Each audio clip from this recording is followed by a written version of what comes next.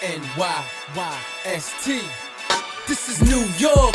Yankee sports talk. Swinging for the fences, knock it out the park. This is New York. Yankee sports talk. Christian and Chris, of course SGR. This is New York. Yankee sports talk, homie. New York.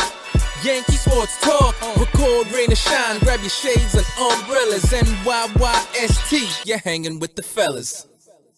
Welcome back. This is episode 342 of the NYYST podcast. We're live on NYYNewsTV. I'm your host, Christian, and I'm with SGR. What up? And filling in for a melted Chris is Pete Simonetti. Yo. What's up, Pete? Yo, how you doing? How you doing? Doing better. How you than, I don't want to jinx How you myself, doing? but Chris is How you having doing? little technical difficulties at the Okay. house right now, so Okay. he's unable to join us here. A We're little live. Bowers outage, okay? Yeah. Okay. Power outage. Okay. All right. Okay. Hours. Okay. How you doing? Okay. Jake Oh, what- Bowers. Jake Bauer outage. Okay. Bowers. Bowers is a bum. Bum, Okay. all right. A lot of bums there, okay? Yankees Okay. got a lot of bums. They're a team of bums, all right? Bronx Ryan, was Bum. it our first off season when we did the Bronx bums, the worst players in Yankee history? Yes, that was It could be now. One It of could be my the favorite 2023 episodes, man. team. It's a 2023 team. Vernon basically. Wells. Yes. Like that. Yeah, that's pretty much. Which offense was better? That offense or this offense? Jeez, man. Because yeah, sometimes they put out the lineup for this one, and that's what you're reminded of. So Yeah. it's I think not Chris too far Carter. off. Chris Carter was on the Bronx bums. So I don't know. Yeah, he was the Bronx starting bums. for his baseman. Well, we're live here Thursday night. The Yankees have an off day here. It's a 4-1 homestand. They just finished last night with a win over the Mets, and you'd think you'd come on here excited. The Yankees, after just a dreadful road trip, they came home. They won some games here, and people really know better about this team than you did when they lost when they got swept down in Anaheim here, because they came home, they swept the Royals, which, I mean, Jesus, if you can't handle that, then we really have no hope for anything. But you saw nothing was really fixed in there. They just basically beat a team that's going to lose 116 games, right? Then they played the Mets. They got rocked on Tuesday night, and then they couldn't score. They went last I checked, they went 1 for 11 runners in scoring position. Yep. Wednesday night. I'm not sure if they finished that way, but I think that's what it was at one point. Maybe in the 7th, it was 1 for 11. They had runners on all night. They couldn't get a big hit. I mean, the only one that had a run scoring hit, Volpe, had a double the other way, but then they left him there. He led the inning. It was the second batter of the inning. They left him there, right? They don't even score the second run in what was that, the second inning, if not for a great read and slide by Bader. This team is just a mess right now, and there's really, I don't know how to feel about them other than there's a lot of what's the word I'm looking for? Like a lot of innuendo of what they're going to do over these next couple of games. Like this Baltimore series is like some magic determining factor of what they're going to do at the trade deadline. First of all, I don't know how you feel about this, but why are we waiting until they play these 3 games in Baltimore? Why is nothing being done right now? Shouldn't be, man. I was calling for it after the sweep of the Royals, and everybody's going, yeah, it's the Royals. I'm like, yeah, exactly. I mean, you still got 3 wins in a row. I mean, you would think that's a good time to say, hey, whether it's a relief pitcher or something, at least you're telling your club, look, we got your back. That's even if you want to do it now. Like a lot of us, I think we're expecting maybe there'll be something done today at some time, because they go, like you said, 4-1. And, you're expecting that the organization is smart enough to maybe try to attack when things are hot. You see a lot of deals already being made, so it's not like nobody else is looking to make moves. But, my hope was that the Yankees would be going into Baltimore with at least a new face going along with Aaron Judge, who's coming back also. Yeah, because when they made that move back in 2017, that White Sox. Yeah, the White Sox trade. That was a good move for the players to get some confidence. So, Pete, you make a great point. If they make that move now before this hard stretch of games before deadline, it's boosting that confidence for the players. And now doing it, you're kind of showing that hesitancy that they might have for these players to take a step back. Let's see how you do the contenders in Baltimore and Tampa Bay. And if you suck, then we're not making the moves to better. Now, tell me if you guys disagree with this. Brian doesn't get the opportunity to sit here and do nothing. He needs to fix the mess that he made. This is his team. Of course. He needs to fix this mess that he put this together. Now he needs to fix it. There's no reason why the Yankees can't bring in a legitimate starting outfielder. Now, right before we came on, now you're hearing rumors that Juan Soto was available. The chat is buzzing about it. Oh, yeah. So if you're in the chat, hit the like button. Let's go. Smacky to likey. I mean, we had likey. for NYYST on this channel, we had a record-breaking show last week. So let's get the same turnout this week. Let's go. Let's hit the like button. And if you're listening on Friday on Apple Podcasts, please leave us a 5-star rating and review. But you can go up the ladder. Right? Juan Soto is the top of the cream of the crop, right? Oh yeah, cream of the crop, right? As the Macho Man used to say. Now, there's different levels of a left fielder you can get. Now, you keep hearing a lot of these, to quote another 80s wrestler, Bobby Heenan, a lot of ham and eggers out there, like Seth Brown and Randall Grichuk. I don't. If you're going, if that's what Brian Cashman is going to do, don't do anything. Okay, don't waste my time and gaslight the fan base into saying, "Oh, see, we did something." You did nothing. Bringing in Seth Brown or Randall Grichuk or whoever these oh my God, I'm Pete Takeover. I'm losing my mind right here. Can you get I'm just fucking so flustered right now because you don't want Seth Brown. He's hitting 197 on the year, dude. 10 home runs. The funny thing was, I actually didn't mind Seth Brown last year. Last year, he was one of the guys where I was like, he was having a better year last year, and I was like, he might actually be somebody that could be a nice little piece for him. But look, it's almost like me and Christian were talking about this before we even came on, and we said, look, if that's going to be the move, use your damn prospects, man. Call up Everson Pereira, call up Estevan Florial, and let those guys platoon or something. I mean, it just doesn't make sense to me that you're going to go out there and you obviously know, look, the Yankees got major offensive flaws. This is going back to with Aaron Judge and without Aaron Judge. The Yankees were winning games when Aaron Judge would hopefully hit a home run. And then it's like, all right, we got a better chance of winning. But at the end of the day, it's not the NBA. You don't get a superstar back and just go on a unbelievable He's sitting in Chris's streak. chair, so he's using his line there. That's one. Which is his line? End of the day. The end of the day. At the end of the day, really, is it? No, bro. Yeah, he has a problem with it. This is what happens when a guest joins. He's used it like 9 times in a 2-minute span. Next, you're gonna say you're done. I'm done. No, that I'm not. I'm not. And then again, maybe not. Maybe if I'll put it like this: if Soto does get traded and it's not the Yankees, I'm done. That's it. I'll use Chris's line right there. Then I am absolutely done. But the Yankees can't sit back and go, we're gonna go ahead and just try to band-aid some patches here. These holes are too fucking big. They need surgery. They don't need a little, you got a boo-boo, slap that baby on, yeah, good to go. The Yankees need surgery. It's what they need. And Christian's right. Brian Cashman's the guy that put him in the hole. He got to try to figure a way to get him out of it here, but it's going to take some creativity that I don't think he has. Wasn't shocked when I brought this to his attention. But to me, once you heard it out loud, it really is mind-blowing at the ineptitude of Brian Cashman to fill this position. And talking Yanks, okay. When they had Boone on this week, they said 20 guys have played in left field in the last 2.5 seasons. Saw that, yeah. 13 guys have made at least 5 starts. It really shouldn't be that hard to find a consistent left fielder. And I get it. You brought in Benintendi last year. He would have, but he wasn't a long-term solution as we saw. He got hurt. But even still then, it didn't seem like he was going to be a long-term solution. But other than that, what have the Yankees done? They've just tried to, we got a spare infielder, left field. Yep. That's it. And the other funny part of that interview was, I don't know if you guys saw this, but immediately when it ended, I don't watch it. Raw Thompson called me up immediately. And he goes, "You can't believe what just happened. Like, what happened? What did they say to him now? Like, I don't believe they really went hard at or whatever." But anyway, he goes, he talked about that same thing, the left fielder. They asked Aaron Boone flat out, who has played the most in left field? He had no clue.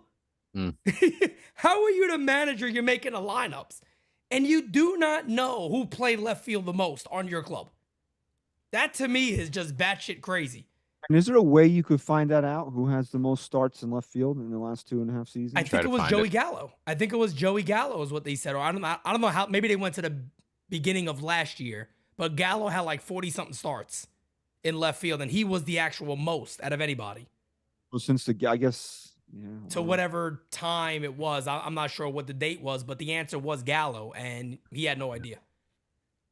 Yeah, I get. Yeah, well, they did try to trade for Gallo, but that didn't work out. It's just you knew you had this problem, and your answer was, "Oh, we have a utility infielder.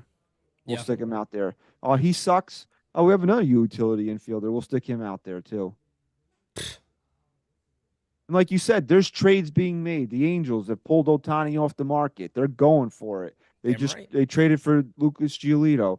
Carlos Santana was traded. Kike Hernandez was traded. Ahmed Rosario was traded. Yep. Maybe these are not names that are like getting you excited, but there's moves out there to be made. You got to make the phone calls. Damn right. And I don't think, people are like, "Oh, Brian Cashman in a sleeping bag." Okay. But until he does something, that's what everybody thinks. Of course. I put that he's missing in action today. And, there was a lot of people that when the Angels deal went down for Giolito and Lopez, they go, "Oh my God, they gave up a lot. That's an overpay." And I'm sitting there going, well, sometimes when you want somebody, that's what you have to do as a GM. You got to go, you know what? We are going to overpay. I didn't even see what they ended up giving up for him. I think it was that top catching prospect they have and like 2 other guys, but they're probably sitting there going, you know what? At the end of the day, we're keeping Ohtani. We're keeping Ohtani. Is that what he says at the end of the day? That is going to be on my mind all the time. He did it, 9 times last week? I might beat him. Pete. No, we were well into the double digits. All right, well, I'm gonna, you know what? I'm gonna beat him today. To hell with it. I'm just gonna go. Well, I was clipping something 2 weeks ago, and I'm listening to the clip, and I'm like, he literally just said this 10 times in 2 minutes. Well, at the end of the day, all right, they overpaid.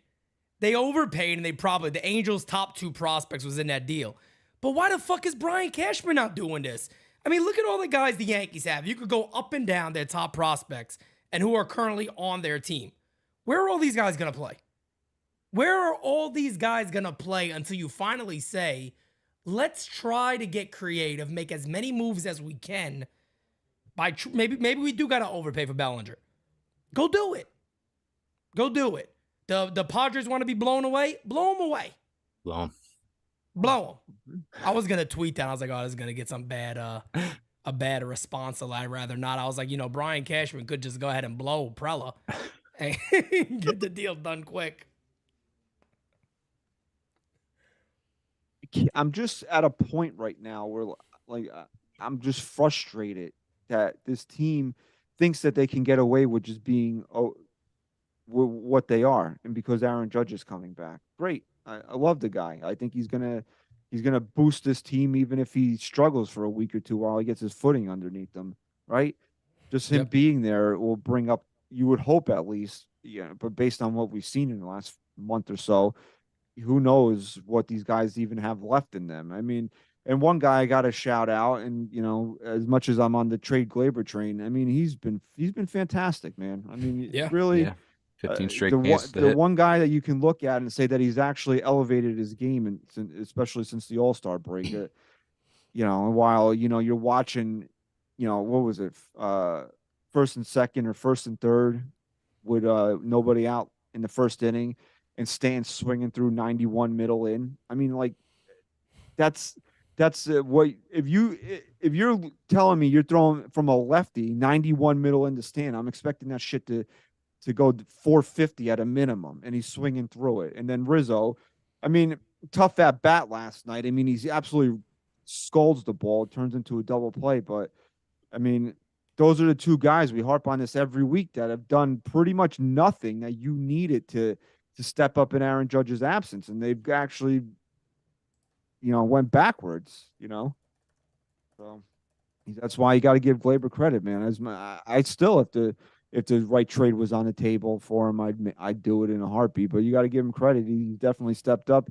We've been hearing rumblings. I don't know how true they are that Miami's still interested in him, which we heard that last year. We know that they were close to sending him over there, but I don't know what the Marlins would be giving up because they're trying to go for it themselves. So I'm not, I saw one person that runs a podcast out down there say that the Yankees are scouting low-level Miami players. No, absolutely not. No, like if you're trading, if you're trading Gleyber Torres and for lottery tickets, basically, because that's what low-level players are, single-A players are basically lottery tickets. Keep them. I'd rather you keep them at that point. If you mean to tell me that you're trading him for a couple of AAA arms that are going to impact the team next year, and one of them has real high-end potential, okay, you can convince me on that one. But you're not trading Gleyber Torres for something that you're not going to see for 3 or 4 years. Well, who was the name to last year that was attached to that from the Pablo Marlins? Lopez. Yeah, and he's been pretty terrible, right? He's in Minnesota, right? He got traded for Luis Ariz. Yep.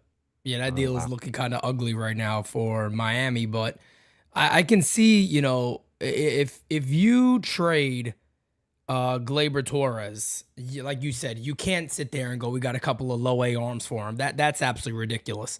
Like if you trade Gleyber Torres, you got to probably get maybe a trade off. Maybe you're getting another trade for a second baseman, and then you go ahead and get a good outfielder for him, like a swap of a left fielder or something like that. That is going to improve the team right now. I think it's very, very simple what the Yankees kind of have to look back at their club and do. They got probably 10 of the hardest games coming up right now. Mm-hmm. They got 3 against Baltimore, 3 against Tampa, and then 4 against Houston.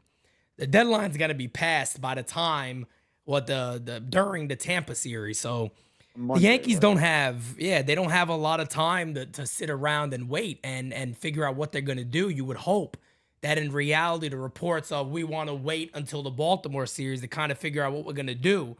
That to me is actually batshit crazy. Now, there is a possibility that Cashman could be working both sides here, figuring out what he could get for certain guys. So in case he has to make quick deals, he can, and they want to hold out just to see. But I feel like your mind has to be made up already. And I'm still on the train of the sell buy. And what I, of course, mean by the sell buy is kind of open that roster up. Teams are looking for certain guys. Let them call you. They're available. Figure out trades. How much worse can they be offensively? I'm not talking about you're going out there and trading all your starters and your pen, but try to make that weakness some new faces there.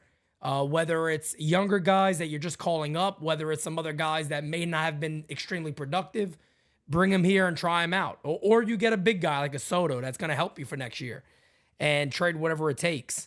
But they got to figure out what they want to do now because, look, this hasn't worked and it's a long time now. Going back to July last year, the Yankees are 7 games over 500. I mean, they're 97-90 from this point to July of last year. So this is not some club that has it all in place to win a World Series. So, Brendan Cuddy here. Cuddy. Even though he wears 2 masks when he goes shopping for quinoa at Whole Foods, he did put this out today. Some bullet points from an article that he wrote, and this is what we've been talking about. The Baltimore series will decide how much they buy. So to me, that kind of indicates the Yankees are going to do something, but this Baltimore series will determine how far they go. But let's say they go 1-2 or God forbid gets swept against Baltimore. You're leaving yourself a day to do work. That's what and they could be working. I mean, they could typically, I'm sure they are. Yeah, they sent scouts, right? They sent scouts to Chicago to Bellinger. Yeah, that's a normal process too of sending scouts elsewhere and all that. But they probably have ideas of what moves could be made. Like last year, if you guys remember, the deal for Bader was done like at 11 in the morning. I tweeted about it at 10:30, We and didn't hear it that didn't. till right before. Yeah, right before. So I think a lot of times what it is, they probably have certain things in place. They know they could just make the call on and say, yeah, let's do it. And maybe they're trying to work other things out in that time. So they could very well have some ideas of what route they're going to take. But they just. So speaking of the Padres wanted to be blown away, I think we want to be blown away. I mean, I think we want to be blown away as fans. I mean, I want to sit here and root for this club. I want to sit here and see a different offense after this. I don't want to sit there and go, well, because the last thing I need to hear is we got Aaron Judge back. We felt like that was better than anything available. And you know they're going to say that. That's you going know to be the that's line, coming. man. You know that's coming. Aaron Judge is better than anything that was available. We'd What if rather I hold on to told our you assets. that we could acquire an MVP, a top flight bullpen arm, and a starter that had a sub-3 ERA last year? Would you like that? That's what they're gonna say. Yeah, that's definitely what. Because Nestor, Loizica are coming back as well as Judge, so that's what they're gonna be like. Oh, well, we got all. It's not the same thing. Like that's when, I got into a ton of fights with people when Kay said, getting Rodon back is like acquiring an ace in July. No, it's not it's like not. acquiring an ace in July Not at because all. you counted on this guy to be here all season and he hasn't been. I mean, that's so stupid. It's That's just such a lazy thing to say. It's Yeah, just exactly. stupid. Like you counted on Aaron Judge to be here all season. He hasn't been. So you're just getting your guy back. You didn't actually do anything to make the team better. Exactly. He was injured. He came back. That's not a trade. That's not you going out there, flexing your creativity and going, all right, we got a deal in place. No, you didn't do that. He's injured. He's coming back. The Yankees couldn't acquire anybody as good as Nestor Cortez on the market. Okay. But they didn't also acquire Nestor Cortez. They had him. He was hurt and now he's back. Like, what did you do? You didn't do anything. Like, it's just a cop out. It's a cop out. It's bullshit cop out. Yankee cuckery gaslighting. That's all it is. Bingo. And it goes on to say here, just want to hit up these couple of bullet points. Cunty, folks. Yeah, it says the Yankees are unwilling to trade top prospects, specifically Dominguez and Pereira. So here's my problem with that, right? So obviously, if you're not going to trade those guys, then you're definitely taking yourself out of any conversation for Juan Soto, right? Right. Yep. But also, what have you seen from a Yankee prospect, whether he's in the organization or you traded him away in the last 4 years? First of all, since they made that White Sox trade, okay, which people are like, oh, Blake Rutherford, they thought he was going to be fucking Babe Ruth, right? Yeah. What happened to him? Nothing, right? All these guys that have been, even guys that we shipped out, right? Ezekiel Duran, is he probably the most noteworthy guy in terms of actual play on the field? Yeah, probably. Him and Estrada, I would say. Well, the Estrada's Yankees been just pretty injured. much gave up on him, though. Yeah, they just released him. Yeah. They were just like, yeah, we're done with this guy. Clint Frazier, Justice Sheffield, Miguel Andujar, Ken Waldachuk, what's his that's the pitcher. What's the pitcher's name? Caprillion. Name him. Name him. Who's out there blowing the league away right now? Where you're like, damn, I wish we had this guy. Okay. Super chat. Okay. Oh, hi. Okay, we got Ra, our boy Ra. Okay. I can't go through another trade deadline with Cashman saying the cost of said player was too much for what we were willing to give up. Okay. Thank you, Ra. I really can't hear that again. I can't. So what are you holding on to these guys for? Look, dude, we're all fucking rooting for Anthony Volpe. He's hitting 210. He's hitting 10, guys. Yep. Like and we all scream for Peraza, right? We did. Everybody in this room is admitting it. The guy looks like he doesn't even belong on a baseball field right now. Yeah, he looks terrible since that first game. He looks really bad. He looks confused out there. So what are you holding on to prospects for? I mean, Jesus, are we the insane ones that are watching the Yankees ship prospects out, the ones that they keep, and we're like, and it's just something wrong in our brains that we don't think these guys are turning out, but meanwhile Brian Cashman thinks he's got a room full of Mickey Mantles and Derek Jeters. Yep. Yep. Well, that's what we're dealing with. I mean, look, this has been something that the Yankees have dealt with now for a long time. You go back to when was it? 2010. Was it what was the year the Yankees could have traded for Cliff Lee and they decided no because they wouldn't give up Eduardo Nunez? I don't think it was 2010 because they faced him in 2009. So it couldn't be 2010. It had to be before that when he was with Seattle. Oh, it was they had won the World Series already. Did they? So what was 2010 then? It had to be 2010. 2010 or 2011. It was definitely after they won the World Series. I mean, think about that. They had him. They probably go back-to-back that year. There's a much better chance they have a chance to go back-to-back that year. Yeah. What do they end up doing? They Well, said no because Eduardo Nunez. Eduardo Nunez was too valuable. Then you even go back to originally Garrett Cole's deal. We can't give Chance Adams up and Clint Frazier. No way. You got to pick one. Can't do both of these guys. You got to pick one of these guys. So I'm like, this is not new. This has been Brian Cashman for a long time. And it's funny because a lot of times we get mad at people like Fishman. Fishman wasn't really there then. That wasn't a whole thing. A lot of this is Brian Cashman. A lot of it is all Brian Cashman on hoarding these prospects. And look, if the Yankees can sit back and they go, look, I mean, we've had 5 guys in that lineup currently right now that are all our guys. And, 3 of them have been all-stars. And the other 2 are very good players. Then you have a legitimate beef. But the Yankees right now are getting older every year. And predominantly Garrett Cole and Aaron Judge. And the Yankees have done nothing to build around those guys to truly put a contender on the field. So it's probably going to be more of the same bullshit, to be honest. Oh, it goes on to say here, not expected to add much, if any, payroll, which I mean is it's horse. That's horse shit. I mean, honestly, though, if I'm Hal Steinbrenner and I'm paying $300 million for this garbage, why would I want to sink another cent into it? But at the same time, he did it to himself because he refuses to get rid of the bald weasel. Yep. And we suffer from it.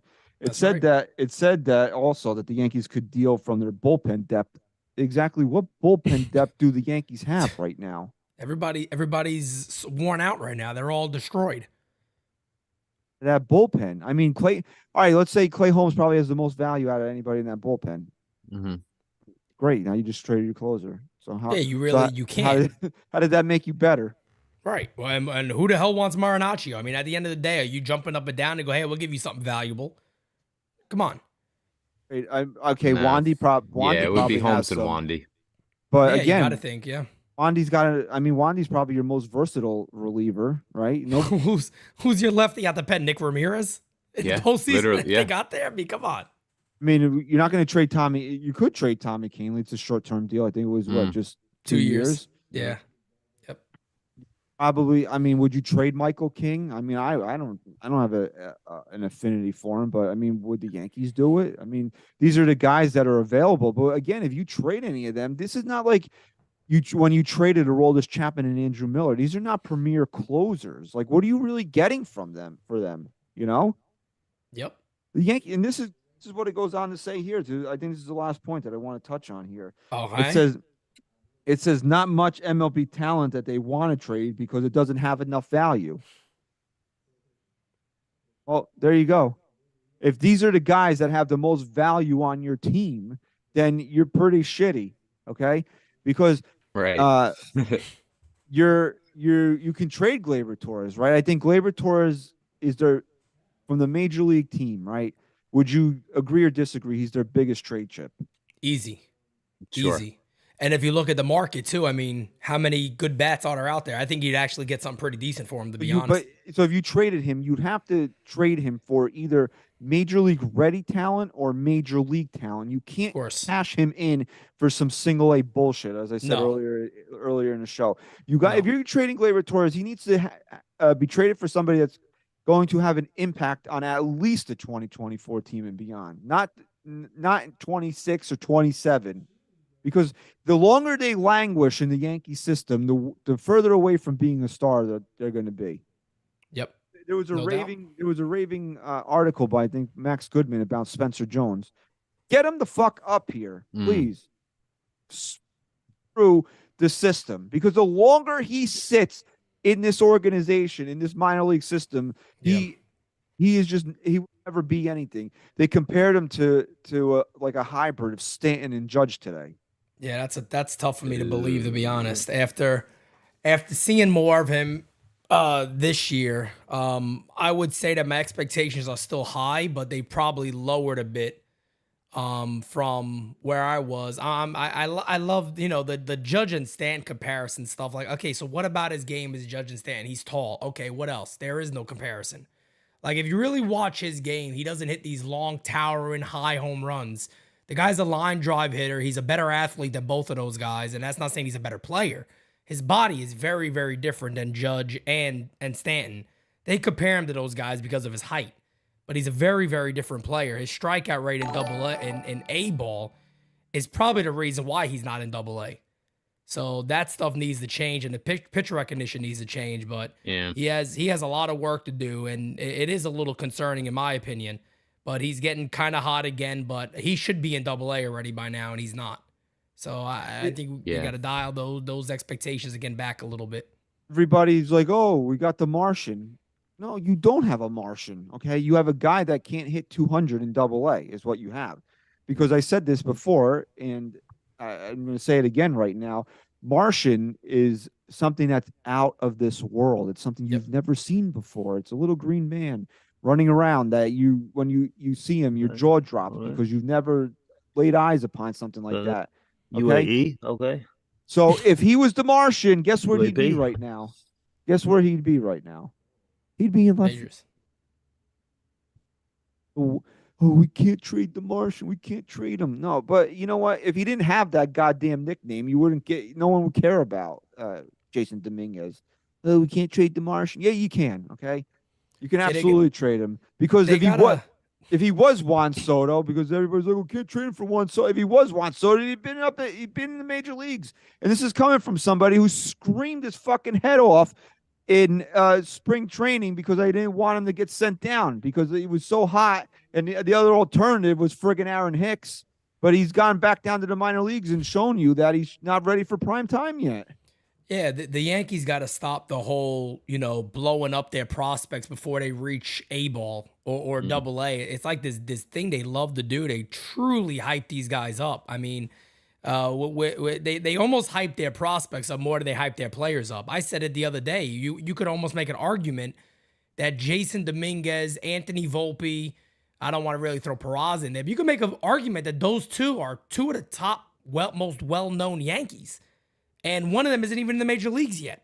But they're probably the most talked about players when it comes to the organization. And Dominguez has gotten hot as of late, so, you know, maybe he's starting to put it together. But, again, it's not stopping me from making the club better. I literally just put a tweet out before we went live, and I said that if it's for Soto and they want to be blown away, I open the book to them and ask them what do they want. And somebody responded, that does not make the Yankees better. And it's unbelievable that we have gotten to a point where Yankee fans have truly bought into this bullshit with no evidence, with zero evidence that Yankee prospects are going to pan out, that are going to win them a chip. But yet you won't take Juan Soto, who the Yankees, got the money to re-sign him long-term. And he's so perfect for Aaron Judge. And he's an 09 Yankee. He's the same type of player. You're going to walk me? I'll take the walk. I'm not going to go chasing. I'll let Judge behind me get the AB and drive guys in. That is what the Yankees need. Aaron Judge last year should have had like 180 RBIs with the damage he did. Guy had nobody on base for him. And they don't comprehend this.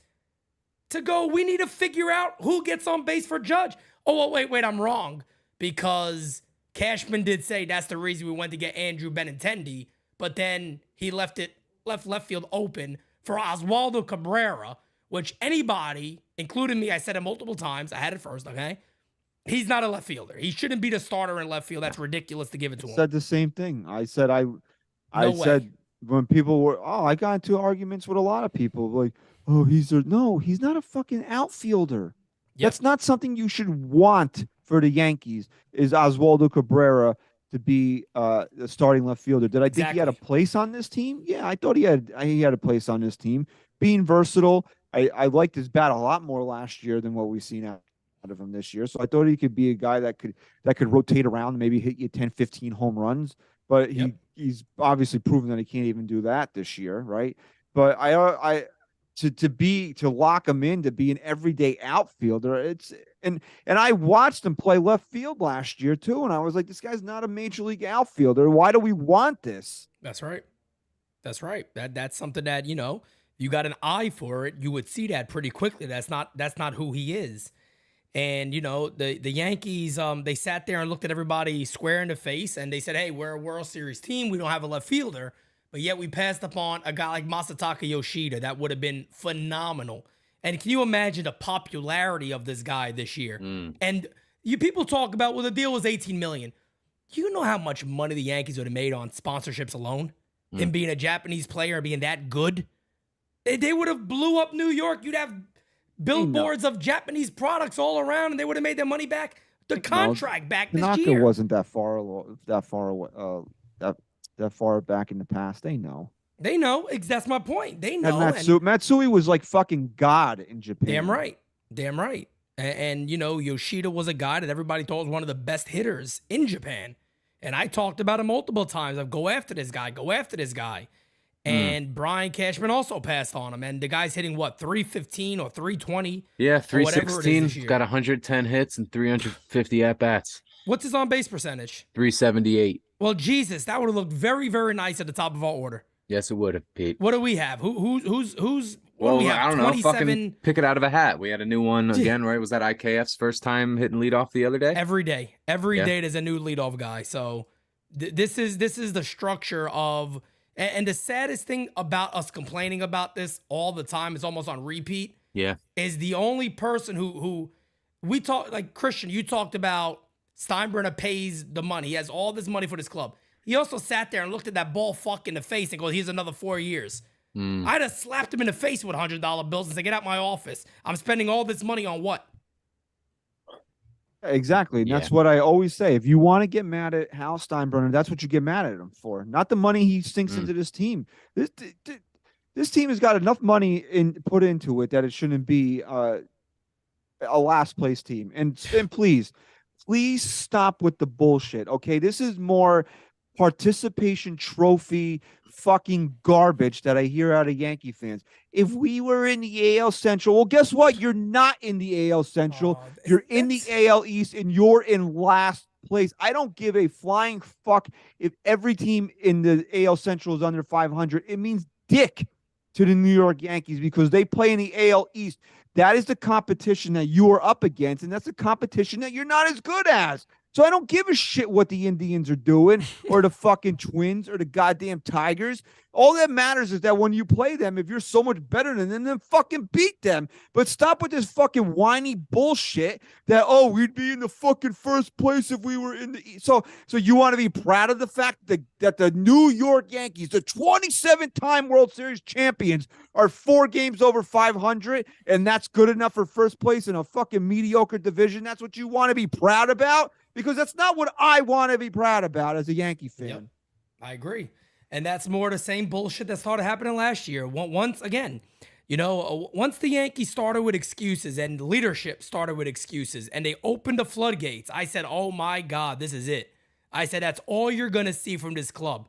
And then you got Brian Cashman even having the balls to say, we should have won in 2017, or I consider that a win, or whatever the hell it was he said.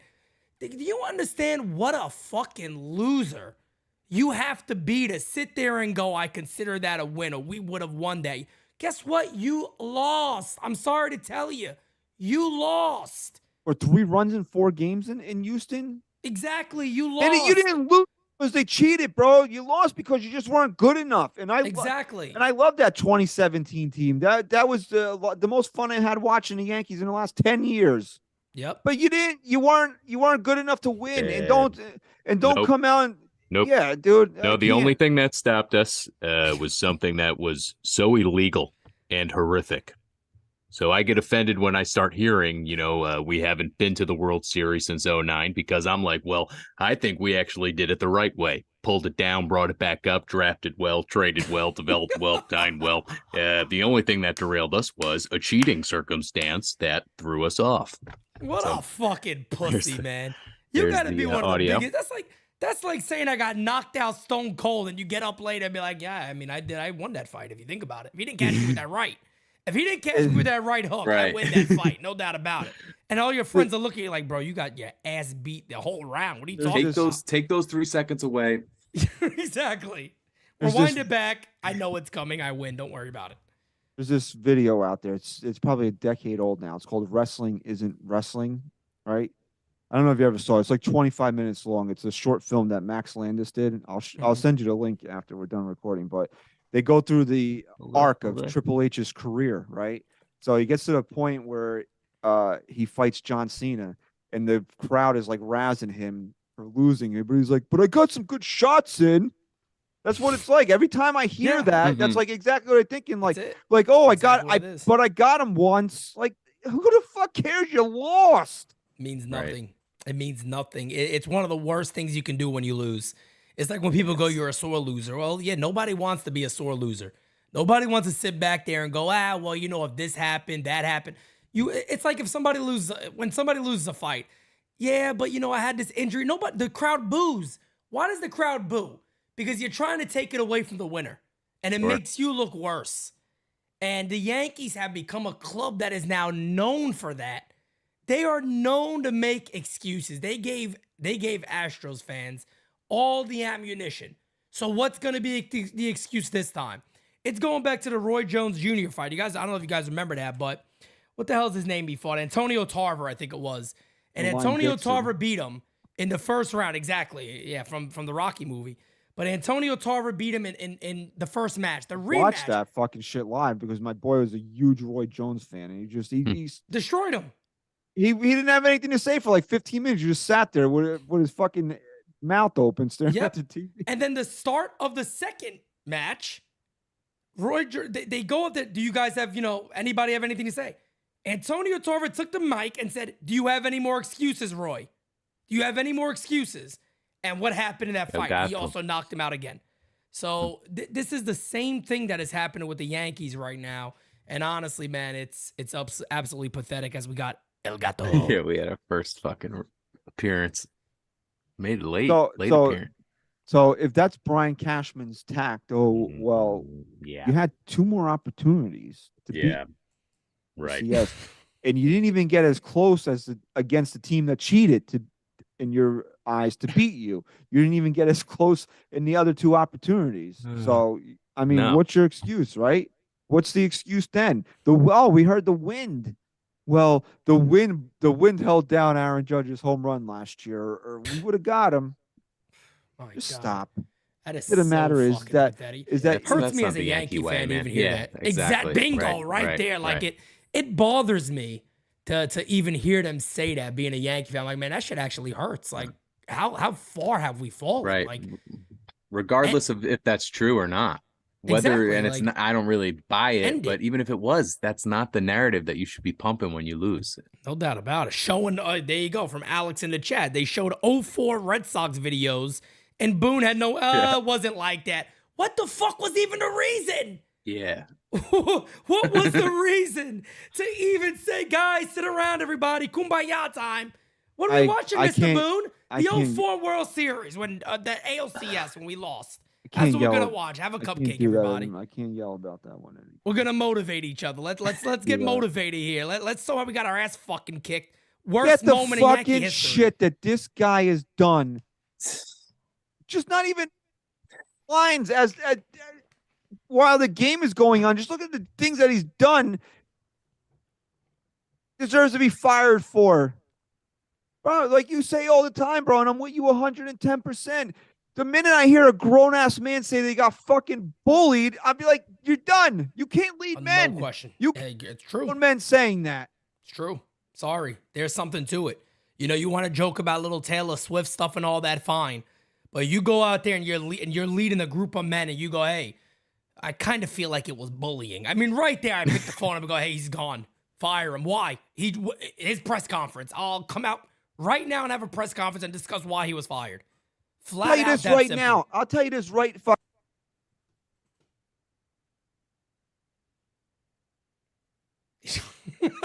Was that me or did he just No, I totally can't cut hear. out? He just All right, cut is out he getting completely. bleeped again? Christian, we can't hear you at all, bro. Can't hear you. Totally dead sound That coming was from that mic. 100% Yankees propaganda Yeah, right there. I'm thinking Cashman. Nah, still Nah, can't hear you, man. you were like off. Fucking El Gato doing a fucking El gato. behind the scenes hack here. Hi, chat. How you doing? How we doing in there? I think I fooled someone in the chat. They thought that Cashman was actually with us here. Probably did. Yo Elvis. Yo, my Elvis favorite. thought it was Favorite. actually I should be Cashman. Okay. back There now. he You're is. good, There you're he good, you're is. good, Go you're ahead, good. continue. Let me tell Okay. you. Can I tell you? Can you Okay. still hear me? Yeah. Go ahead. Go ahead. I can tell you something, bro. Okay. If I'm Hal Steinbrenner and I hear that Aaron showed one of my father's biggest embarrassments as the owner of the New York Yankees to motivate this team, I would walk in there, I'd fucking slap the shit out of him, and I'd say, "Why don't you just whip your dick out and piss on my father's grave while you're at it? You're done. Okay. You're fucking done. Get the Yep. fuck out." Adios. Yeah. Adios. But that was a good idea. And then they got everybody there's got the balls to say that we the fans blew that out of proportion. No, come on now. No, I think that's across the board on Yankee fandom, something that almost everybody was aligned with.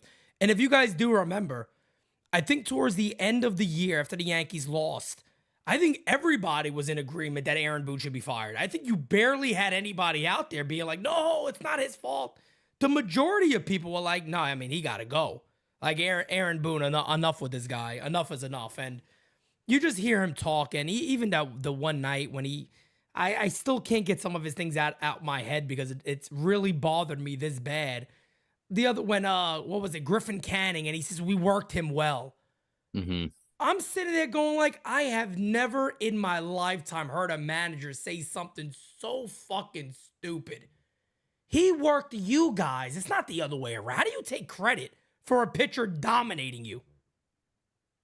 You took credit for getting his pitch count up. He struck out 12 batters, bro. What are we doing here? Yeah, I mean, it's a far cry from the days when the Yankees used to grind Pedro Martinez Bingo. 7 innings and then get to their bullpen and win a game.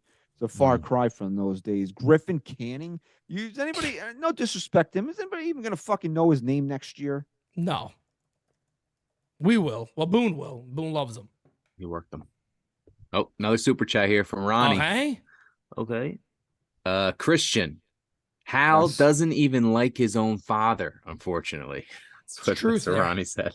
There's actually truth there. Yeah, there is maybe a I little truly believe bitterness. that. I think 100% that's why bitterness. maybe my conspiracy is that's why Brian Cashman has a job, is that you got to remember Cashman's been with this organization since 1986. My guess is that him and Hal had a drunken stupor one night and bonded over their hatred for George. And ever since then, they've been brothers. They're not coworkers. They're brothers. Not his boss. He's my I definitely brother. believe the brothers aspect, but I mean, you don't work for a guy for 30 years and hate him, right? I mean, No, but like that secretiveness that you kind of like. I think. keep Well, on I the think back what it burner. was for me. I think it's more a resentment type thing. I don't necessarily even mean that it's hate. I think there's a resentment. No, there. it's like a family type of Correct thing. Like, and at where the end of the it's- day, if people seem to forget this a lot of times because unfortunately, Hank got sick and he eventually passed away. It was Over. handed over to Hank. Okay. but he fucked up. Yeah. But it was originally handed over to him because George, True. the majority of people you speak to that know the family, they tell you that he was a lot more like George. Well, he looked Very he was much a more dead like him. ringer for George. I mean, you could Yeah, they definitely tell looked that was alike. George's son. He looked just like him. Yep. But Sounded, talked like him and everything. But I yeah. mean, R.I.P. Hank. I mean, things still probably would have wound up in Hal's lap because unfortunately his brother passed away. But they sent Hank out to go play with the horses because he brought A-Rod back, and nobody wanted A-Rod back. Yeah. Mhm. But After at that the end of the day, and you look at it though, it's probably the right move. I mean, that's a Yankee move. That's a George move. Got to keep A-Rod in the fold. It's still a George move. Yeah, you're right. But he was already at that point, right? I forgot what year it was. How long ago was that into his new contract? I feel was it during the '08 World Series? It was during one of the World Series. Was it '08 or Oh, It was during one of the Red Sox World Series. I oh, it guess was that third. was It had to be 13 then, right? No. Is that too late in the timeline? yeah, I'm trying to remember. when it was the A-Rod trade during the World Series. Hold on. I'm not sure. We do have another super chat though. Okay. It was due. It Right, was we- no. It was in 2007. A-Rod opted out of his 10-year deal with the Right. Yankees during the 8th inning of Game 4 of the World Series. Cardinals, Red Sox World Series. We got super chat from Alex, a member for Okay. 2 months. All right, he's got the real fan Okay. package. Alex says, "I always said Hal's sister should have ran the team. She cared about the team." That's a good. I like that take there. I didn't really know too much about all that, the family and who was gonna. It's like a Succession. Maybe they'll do a new season of Succession. All right, can we 07, seriously start he opted out. punching people on Twitter right now because they're so I just went on real quick to see if anything's happening and people are digging up old Jeff Passan tweets of the Yankees are acquiring Tyler Wade. Remember when they brought him back last year? That was fucking great. Twitter And is then- Twitter is high school. And It's then- like dumbass high school Yeah. shit. And now here's another one. Yankees are acquiring James Paxton. That really turned out well. Yeah, I actually heard a couple of things though regarding other teams, and it's kind of frustrating because apparently the Pirates are actually really listening on Bednar, and I don't know if they want to be blown away, but rumor is that Arizona is pushing hard to land him. That came from an Arizona reporter. They're making a big push. Mitch Keller's another good one Yeah.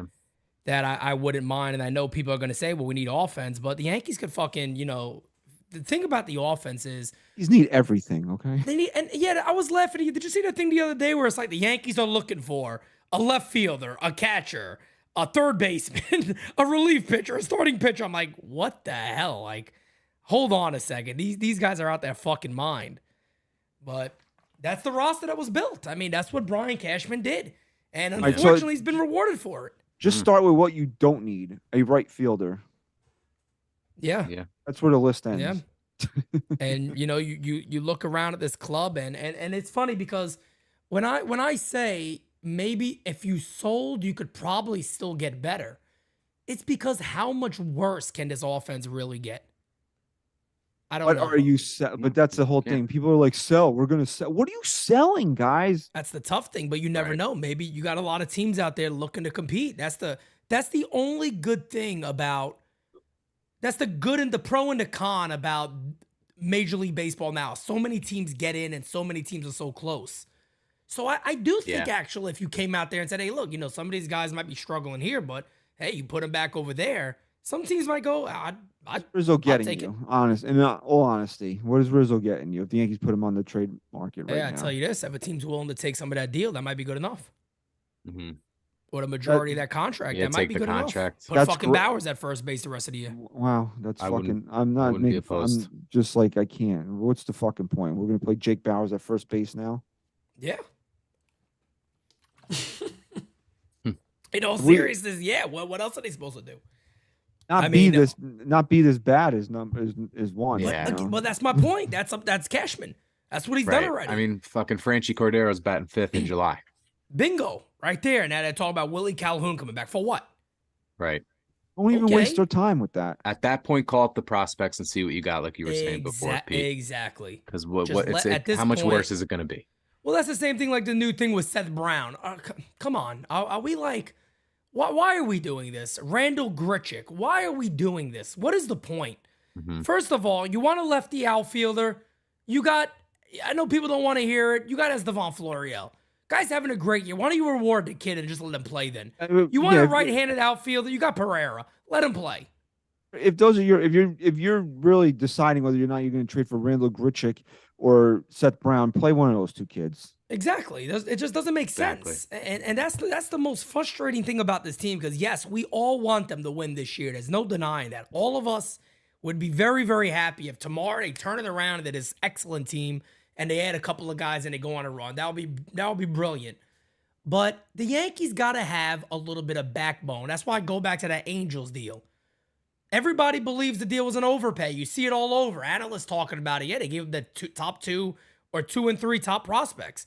So at the end of the day, you look at that. Cashman got to sit back and go, maybe if we want to go for it, we're going to have to overpay. So let's fucking do it. Where's Shapiro playing? Is he ever going to play? No. Tyler Hardiman, these are all good prospects that could work another club. Deal these guys. What are they doing for us? I mean, because what else is going to happen is that you're going to be hit with a 40-man crunch, and you're going to get rid of them for pennies on Right. the dollar because you don't want to DFA them. Yeah, And they got a who's- shit who's ton the of guys guy, they got to protect. They got a lot of guys they got to protect. You got happened with Garrett Whitlock a couple years ago. There you go.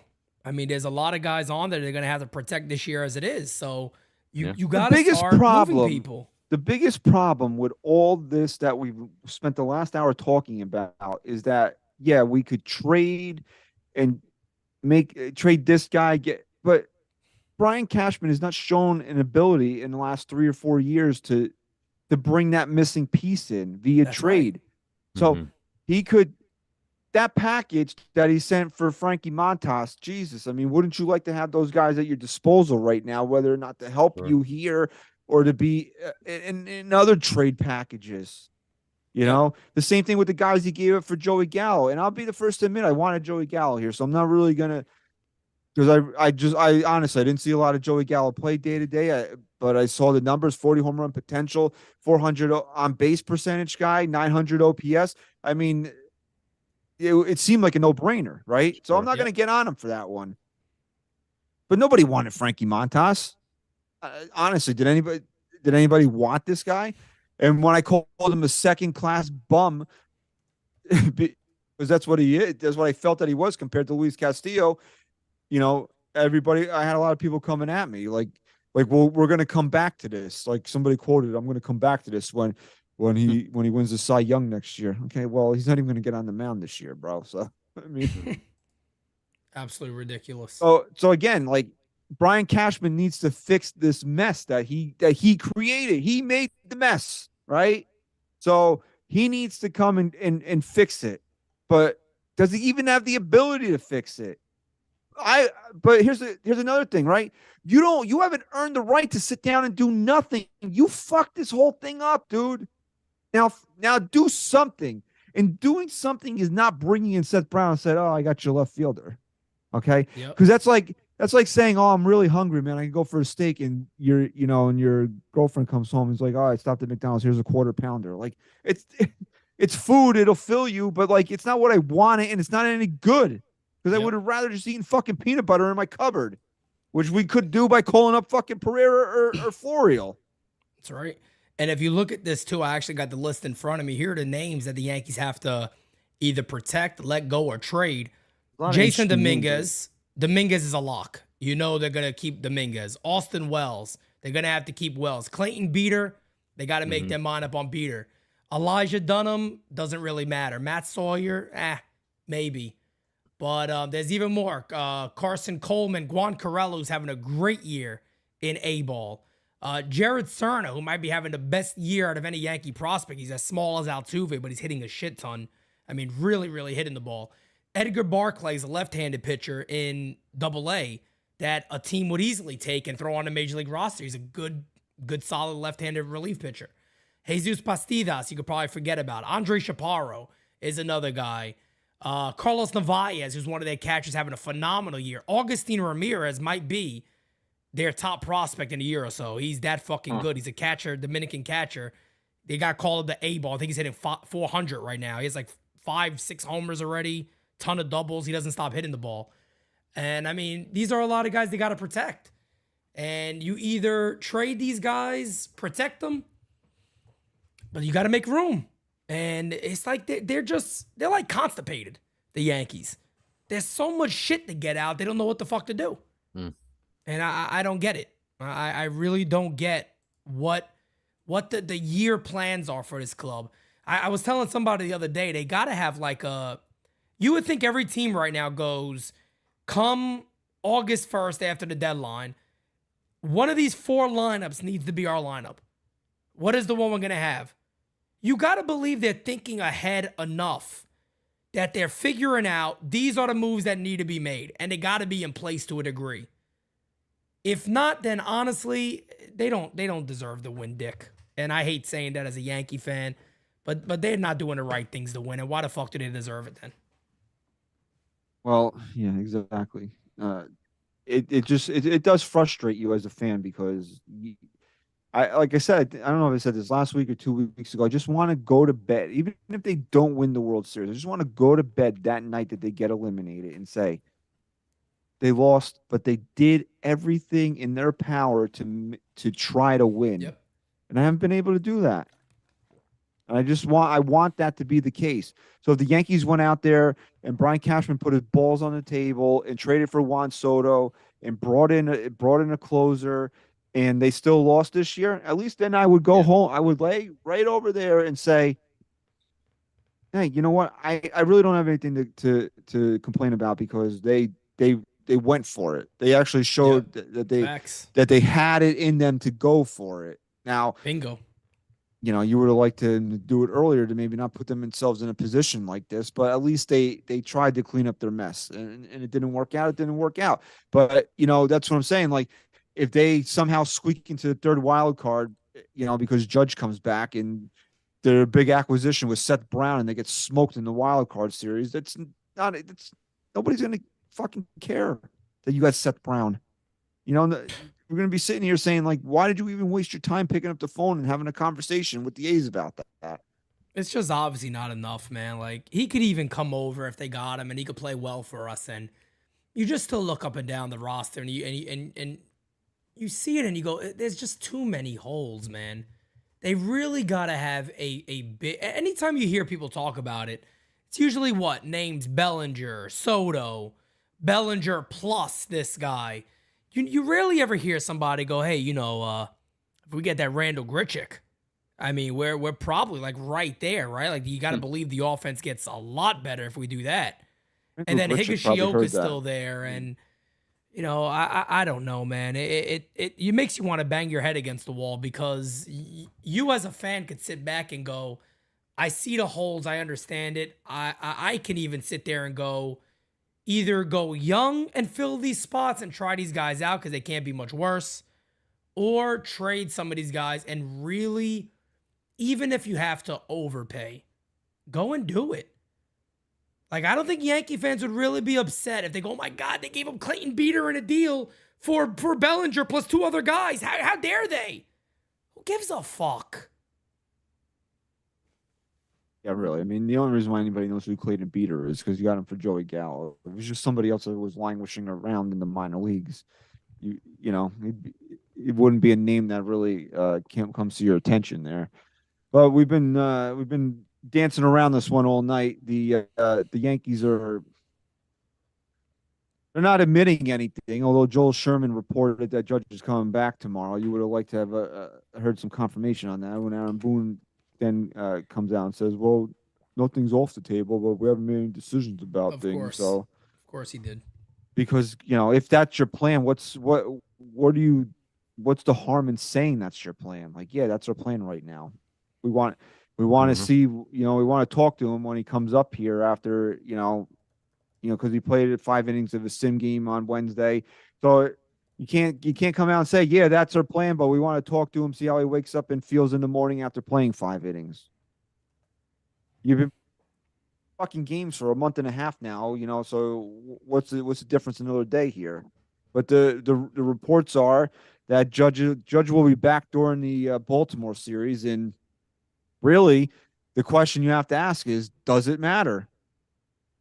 Yeah, obviously, yes, it does matter. Anytime you can add Aaron Judge back to this lineup, this team becomes watchable again, and maybe he has like some of his greatness, you know, sprinkles off on some of these guys, and they can actually perform like Major League Baseball players again. But does it matter in terms of the Yankees making the postseason? And I know a lot of this is contingent on what Brian Cashman does, but if there's no major move made, like I even would say Bellinger would be a major move because I think it's a huge upgrade over what they have. But like if it's a Seth Brown or any of those types of guys, is Aaron Judge coming back enough? Like is that enough to propel them into the postseason? I mean, you could answer this question very, very easy, right? Is it enough to get them there? Well, as of right now, the Yankees are, what is it? I believe it's 2.5 games out. 2.5 games at the wild card. You got to believe that they can pass Toronto, and they could also pass Boston and a surging LA, and also a surging to a degree Seattle, who usually gets hot a lot of times in the second half. So it's not an easy road for the Yankees. But can they get in? Of course. It's 2.5 games. Yeah. I think the bigger question really is, can they win? And that's what we want to do. Nobody wants to get in and lose. And I don't want to get it, like, enough of this bullshit of just get in and, it's a toss-up. How about you just get in with the best team possible and then tell me it's a fucking toss-up? But until then, don't tell me we got Seth Brown, whatever the hell his name is. I keep wanting to say Seth Green, but Seth Brown.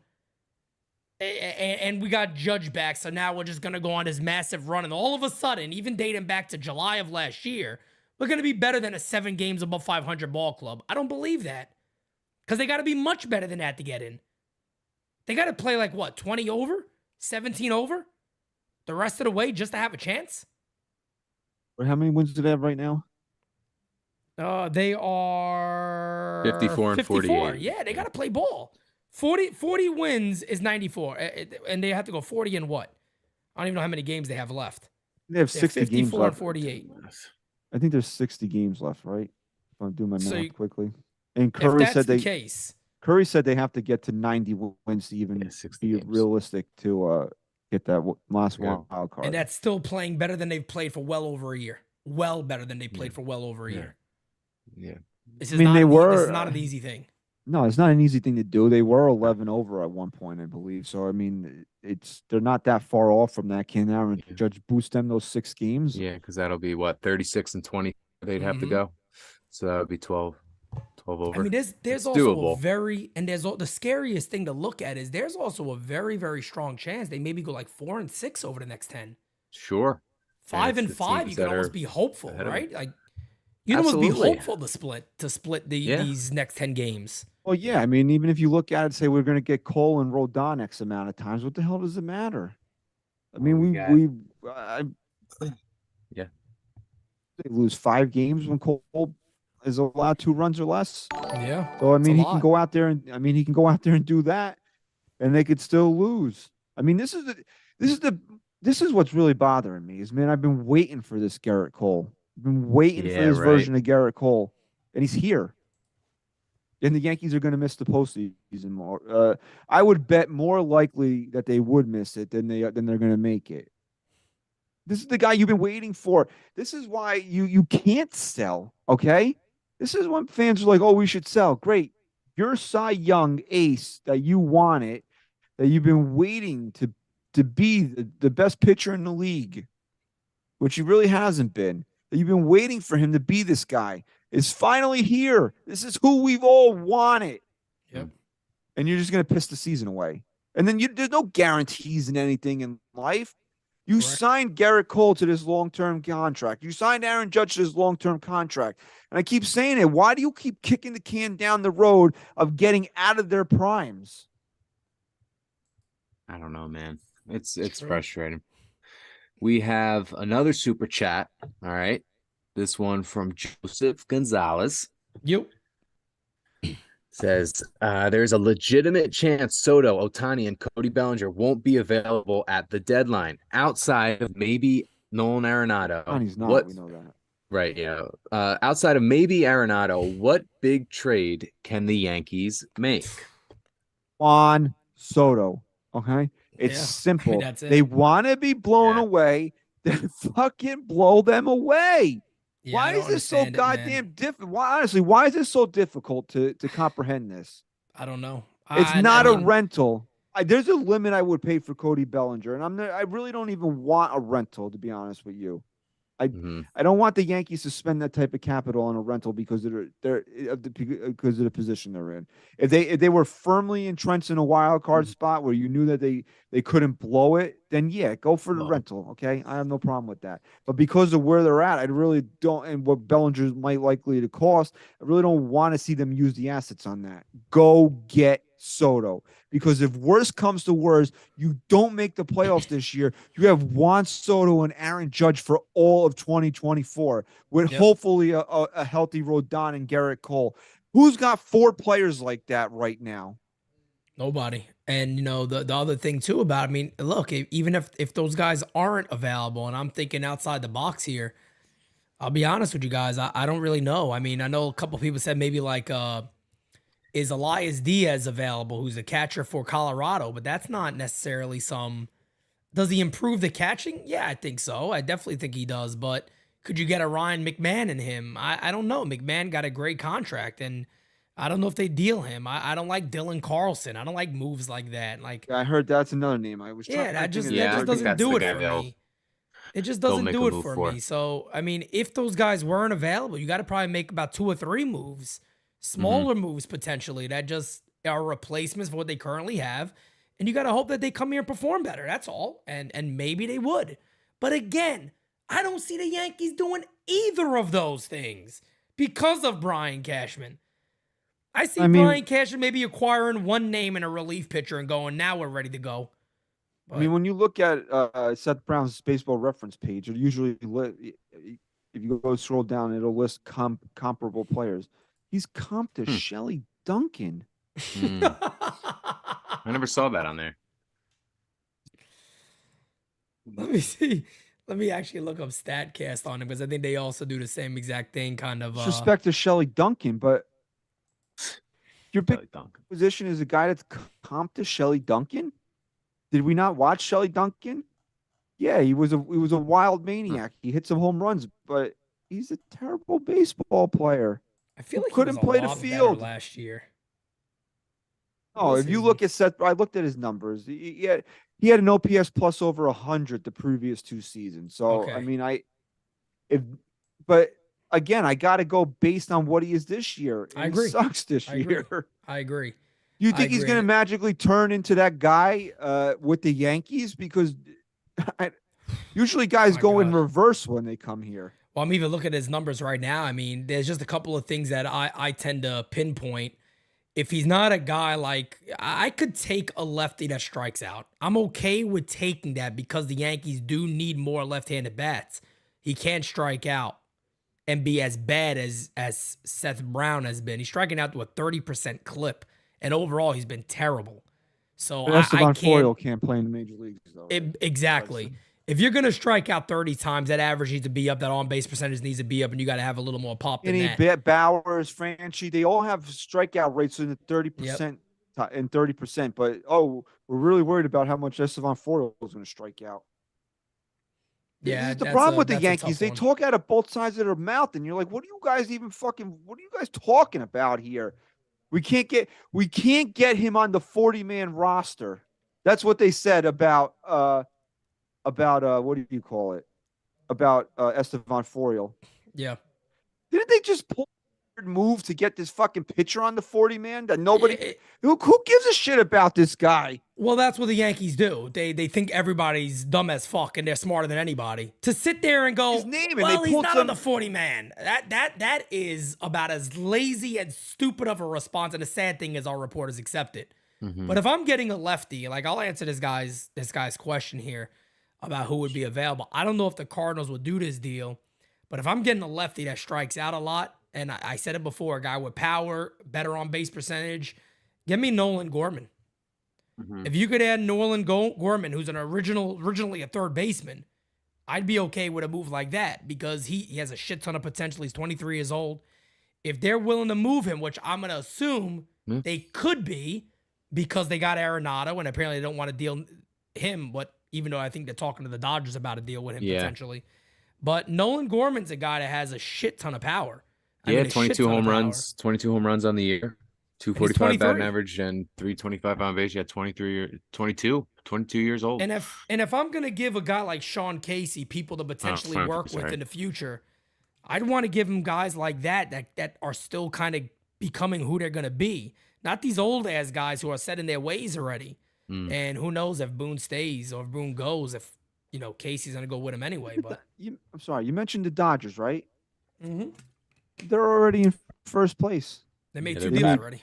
They made 2 deals already, and they're linked to Nolan Arenado, while the Yep. Yankees are just fucking twiddling their thumbs over here. Because they want to put their best foot forward to try to win. And that is how it's done. Patchwork does not work when you're the New York Yankees. Patchwork is additional pieces to the larger deal. And the Yankees all of a sudden have felt like, well, patchwork is enough to get us where we got to go. And it goes back to what I've said about them. They're complacent. They're complacent with who they are. And on top of that, they are a just get in organization. They truly believe just get us in and anything can happen. No, the better team's going to win typically. You guys aren't good enough to do it. They're not good enough to do it. I can't call for a boycott. I can't do it. No, I because- won't either. I don't do that. I don't like it. But there's like 210,000 people at Yankee Stadium this week. This is what I mean. Even as miserable as they've been this year, people are still going to No. watch them play baseball. They're going to go. And a lot of times, too, people got to remember this. I talk about this a lot. A lot of times, it's not people like me and you. These are people that go, I want to go to Yankee Stadium. They don't even watch baseball. They're visiting. They're doing this. They're doing that. So a lot of it's that. But I saw something recently. I think actually, I think Managerial sent me it. And it does a breakdown of where the Yankees' money overall really comes from. The majority of it isn't attendance. The major, like the biggest chunks of their money is not attendance. So I understand. Look, the thing is, if the Yankees continue to get bad and worse, people aren't going to show up as much. That's just naturally going to happen. But out of nowhere, people stop showing up. That's not going to happen. And you look at it, they've been competitive. They've been competitive for 30 straight years. So as That's what long they're as the trying to do. Yankees, as long as they're competitive, people are going to still buy tickets or still buy merchandise. Yep. and It's a put great money in their business model. pockets. Yeah, they're an incredible business. It's just they're Yep. not a great team. Yep. I mean, that's what I always say. Like, Hal wants to be a businessman. That's fine, but hire somebody to run your business better. Bingo. That's what I was saying that the other day. And, you know, I think what could potentially happen when it comes to Hal Steinbrenner is I just think at some point, right, he's going to have to sit back and go, hey, I'm not going to get the blame for all this. Like, I'm the owner. I'm not going. Like, somebody was telling me the other day, yeah, but Hal's the problem. But he's not going nowhere. So he's never leaving. I'll say this, bro. If Vince McMahon can sell the WWE, Hal Steinbrenner can sell the New York Yankees. 100% he could. But does anybody see that happening anytime soon? That's a big-ass family. That's where the majority of their money is. That's a gold mine for them. They got no reason to sell that. But I mean, what do you think the Yankees are worth? $10 billion? I think altogether, if you bought the Yankees and the NYYST network, it's like 12 billion plus. Right. So 10 generations of Steinbrenners would never have to want for anything in their life. And when does it become too much of a headache for Hal? Be like, I'm not dealing with this shit anymore. I don't know. But the answer comes back quite simply again. Who's quicker to go? Cashman or Steinbrenner? I mean, it's Cashman. So I just think at some point the shit's going to rise so high that he's going to have to sit back and go, hey, you know what? I'm not taking the blame anymore. I can't be the guy getting the blame. So you guys unfortunately have to go. Whether it's a little pat in the back, I can't be the fall guy here. I'm the owner. Sprinkles of George in him, and we've seen it in the last year, which he made. Aaron, what do you want to make sure you don't go anywhere? Boom, did it right. Now, mind you, if his general manager had half a fucking clue, it could have saved him $100 million. But whatever. Okay. Also, after they got shut down by Jameson Tyone, he wanted somebody's head on a silver platter. That's a fucking George move if I ever heard one. A former Yankee that is struggling, especially one that's struggling, comes in here and embarrasses the Yankees in the Bronx. Somebody gets fired over it. That's a George move right there. And Hal just pulled that a couple weeks ago. So you see these little sprinklings of George in him, but then he never takes it to the full degree there. He always comes back and he's a lot more reserved than his dad. And he's like, okay, Brian, you can go do what you want to do. It's your sandbox. No, it's your sandbox, bro. You've been left with something that anybody that is listening to my voice would do unspeakable things to get their hands on, and you were just handed this. Yeah. You know, Yep. That's right. I don't And ever want to that's make it seem like, like some people come out here and say, you always hear like, oh, all the things that my dad did to me made me, it made me a Yankee fan. I never say something like that because, like, I know how lucky I am that living in North Jersey, that like my dad only cared about two sports, and winding up a Yankee and a Giant fan. I hit the lottery in terms of being a sports fan, right? So I'll never be like, I understand I'm not a Met fan, I'm not a Jet fan, I'm not long suffering. We've had a lot of success, but at the same time, it's like you for this for the tide to turn, to be like, all right, we tried this. Wake the fuck up and do something different now, okay? You can't sit back on your history and that's what it is. And a lot of people have said this, and it's true. Like, people that visit Yankee Stadium from outside of New York are like, oh, I hate it. Well, why do you hate it? Well, I feel like I'm at a Yankee museum. Well, no shit, Sherlock. It's what it is. Like, so that's why I like Yankee Stadium. But like, you can't go into Yankee Stadium anymore and be like, oh, look, we won that, won that. Well, what have you done for me lately now? Like, now's the time to wake up. You have generational talent in Garrett Cole and Aaron Judge.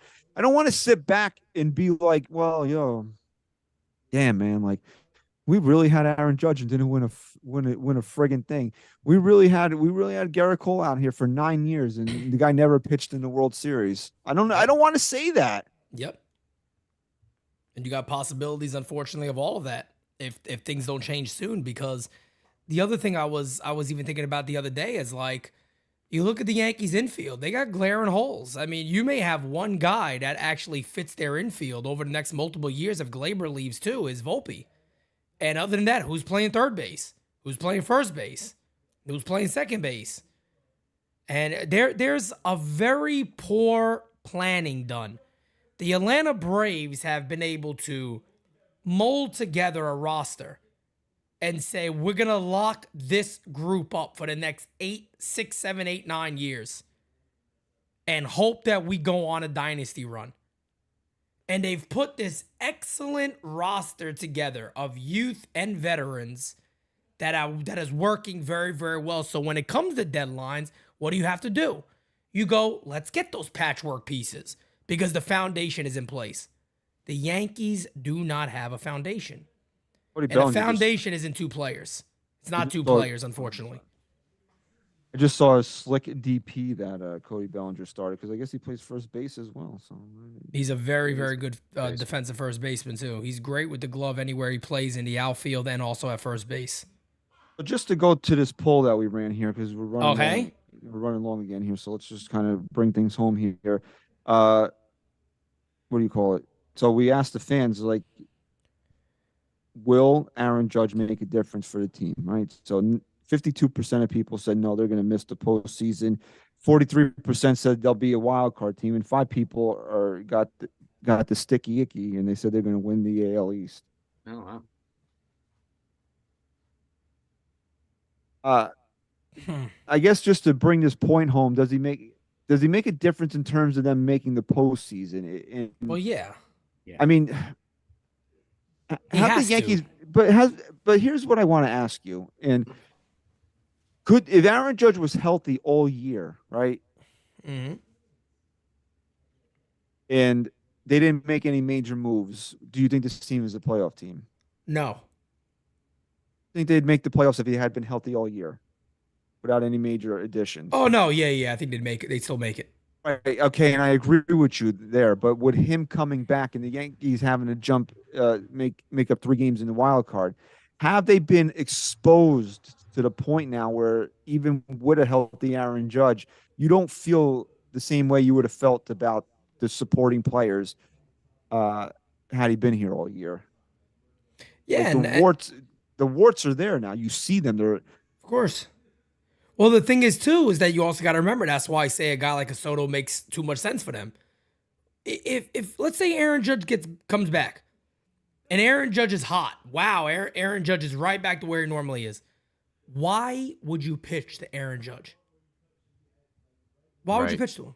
There's no Why point. are teams going to pitch to Aaron Judge moving forward when Stanton looks like the crypt keeper? It looks like his legs are skeletons at this point, and he could barely swing a bat. Anthony Rizzo hasn't been Anthony Rizzo in age. He had a 4-for-4 game, and next 2 games he doesn't do shit again.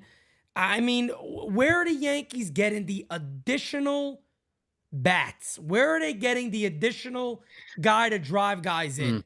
Who is the other guy? Who is the other multiple people that you sit back and depend on? I don't know if they have this year, that. man. They haven't had him.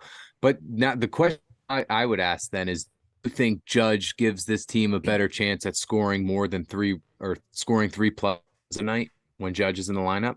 Well, I mean, yeah, 'cause he can homer. He can hit a He can 3-run homer 4 times. He can hit homer 4 times. Right. Right, Well, and that exactly. You know, that's the main stat I'm seeing lately. That the Yankees right now, they're 52-18 when scoring 3+ runs. That's tied for the 3rd best record in Major League Baseball. They're in the lower 20s in terms of actually doing it. They're tied for 20th most when in actually doing it. Only 70 games, 70.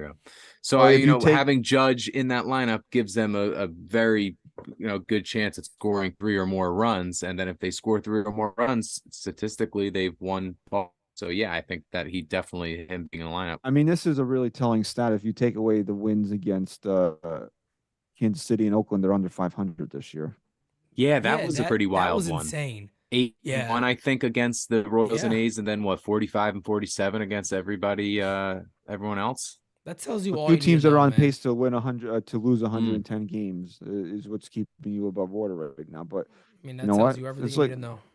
So yeah, I mean, to answer the question, does Aaron Judge make a difference? Yes, but I hate saying this. Even with him, without another major addition, I don't think they're a playoff team, because like I said, dude, I think now this team has been exposed. It's been exposed, and him coming back can't cover that up. Had he been here all year, yeah, I think it would have been covered up. I honestly think it was covered up last year. Even though we saw it, it was still kind of covered up last year because he was here all the time, and his greatness distracted everybody from it, and he was able to get the team to 99 wins basically by himself. But now that he hasn't been here for 6-7 weeks, you know what these other guys are now. But even so too, Christian, right? If you think about it, last year Aaron Judge didn't miss no time, and the second half of the season they were barely above 500 with him. Right. So I'm like, they didn't learn that lesson. Benintendi wasn't even enough when they had him healthy. So it's just a very, very tough spot to be in, because I think as Yankee fans right now, we just have no confidence in Brian Cashman going out there and doing enough. He should be doing what the Dodgers are doing right now. It was a great point. If you guys are really looking to go out there and win, I don't care if it's little names right now, but enough of them could make a difference. But if you're going to just do a little patch job, bro, just call the guys up and tell everybody you're hopeful to get in, and we're going to try again next year at this point. People want to say that's not the Yankee way. It's been the fucking Yankee way. How hard would it really be if he scoured all 29 other teams to get a guy to play left field? Not even asking for an all-star. A guy that belongs in the major leagues right now. Exactly. Just it's play his left damn field. job. Like the Dodgers did when they got, because they needed infield help. They went out and got Rosario and Kike Hernandez. The name's not going to blow you away, but these guys that belong in the major leagues and that can play these positions that the Dodgers need. That's right. And then if a bigger deal comes along, then you deal with it. Because okay, so Billy McKinney's been pretty good, but pretty good on a scale. He shouldn't be playing as much as he does. I mean, Jake Bauers, Jesus, man, the Yankees love his bat. What do you love about it? The fact that he misses 95 down the middle every time somebody throws it to him? Have you been watching him this year? That was Boone's response in one of his interviews when someone questioned. I've been watching him now. How many? What's his? He's got to have a negative run differential as a defensive player, right? Whatever that stat is, like defensive run saved, it has to be negative. Yeah. Oh yeah. He's one of the worst outfielders. He has a in negative 0.1 WAR. Start there. I mean, there's just and that's the frustrating thing because I truly believe that Yankee fans, the majority and all Yankee fans really that know this club, they want to win. I know all of us here at NYY News TV, we want to win. We want to celebrate this team winning with Boone or and with Cashman if that's what it's gonna be. We want to win. We're also not gonna sit here and blow smoke up this team's ass when we know there's obvious issues that they are terrified to address for whatever reason. I'm not rooting for the Yankees to lose so they can get rid of Boone and Cashman. Rather, course those not. fucking guys just do their jobs and win. Exactly. So, the Yankees are going to be in Baltimore. Garrett Cole's going to kick off this series on Friday night against Grayson Rodriguez. Good matchup. Yeah, it's a good matchup. You know, Carlos Rodon got his first Yankee win last night. He looked pretty. I mean, he looked good. I mean, you got that fired up. You got that fired up Carlos Rodon finally after he struck out Pete Alonso. He made Pete Alonso look stupid on those 3 sliders. I mean, that's Carlos Rodon right there. Although, like, I didn't realize this. I knew he was a 2-pitch pitcher in the sense of like he would predominantly throw those. I didn't know that's all he fucking throws. Yeah, Really he's mixed in a usually fastball, fastball slider, but he does have a changeup and a curveball. But I was talking about that on game season. I'm like, I really would like to see Blake work on that changeup a bit. I mean, that's a pretty important pitch for a lefty to have. I don't think he threw anything other than a fastball and slider last night. That's who he is. That's what he does. Well, Fastball, Some more sliders though, because he was really on the fastball Sliders. for the first Yeah. couple.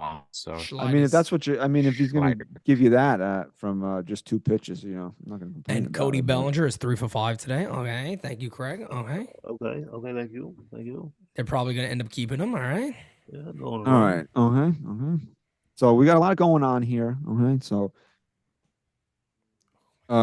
big announcement. It is official. NYYST will be live at Lito's Tavern in North Arlington, New Jersey on August 19th at 1 o'clock. We'll be broadcasting live during the Yankees Red Sox game. So we want to see you out there at Lito's Tavern in North Arlington, New Jersey on August 19th, 1 o'clock. For the Yankees and Red Sox game. We're going to be out there. I'm so excited for it.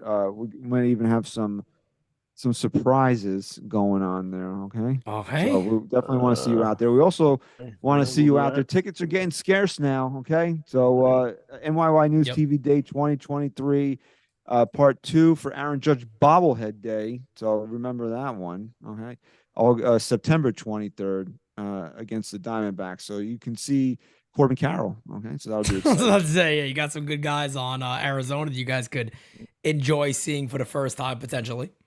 Okay. And I won't be here next week. I'll be I'm going to be on vacation. I can't wait to get the fuck out of here. I told my wife back when we were planning this. I was like, if you let me rot in North Jersey for 52 weeks this year, I'm gonna go berserk. So then get out of here. How you doing? Hopefully everybody. So hopefully the fellas hold it down while I'm out. But I have no faith in anybody except for myself. Okay. Okay. He believes in himself. Okay, that's a great thing to have. Belief. Well, hopefully when I get back, you know, what we can talk about is you know, some big acquisitions the Yankees made. The Yankees going on a big surge here, but you know, I'm not going to let them ruin my vacation. I've let that happen in the past. I'm not letting that happen this time. Okay, so if you want to fuck around and be dickheads and not do anything and lose to the Baltimore Orioles, I'm going to be tanning my ass on the beach. So go fuck yourselves, all right? Okay, but don't be tanning his ass, all right? But don't do that. Go and be the Yankees that we all love. The Yankees that we know are we know it's in there. So just do it. Okay, that's my pump up speech for today. Man. Just do it. Okay. Just do it. Okay. Just do it. Okay. Just do it. Okay. Nikki, brought to you by. Okay. Well, we want to thank everybody that's been in the chat tonight. If you're still there, please hit the like button. Subscribe to NYY News TV. Okay. We want to celebrate NYY News TV Day with a cake that says 20K on it. So let's get on that. All right. Okay. Oh, we're getting that's there, happening, baby. That's happening, baby. We got it. Okay. Another quick announcement, even though I know everybody probably already knows, Deadline day, everybody. This psychopath right here will be live for 24 hours, 7 a.m. to 7 a.m. So tune in. We're doing some charity stuff. So let's enjoy and have a good time. Hey, it's for the I kids. hope I make it through it. That's all. It's for the kids, okay? All right. It's like Entourage when Matt Damon wanted Vince to donate to the charity. It's for the fucking kids, Vince. That's exactly what it is. It's for the fucking kids, damn it. So tune in and you donate, damn you, all right? How you doing? How you donate? How you doing? How you donate? How you doing? How you doing? want- And donate How you donate? Tuesday. Donate. 24 Oh, hours. man. All right, I want to thank Pete for sitting in for Chris, who's unfortunately Yeah. sitting in a hot house with no power right now. But Damn. so Sweat. we hope he's doing all right. And we want to thank everybody for their continued support of NYY News TV and NYYST. We want to thank everybody for listening and watching episode 342 SGR. Go Yanks. Pete, say goodbye. How you doing?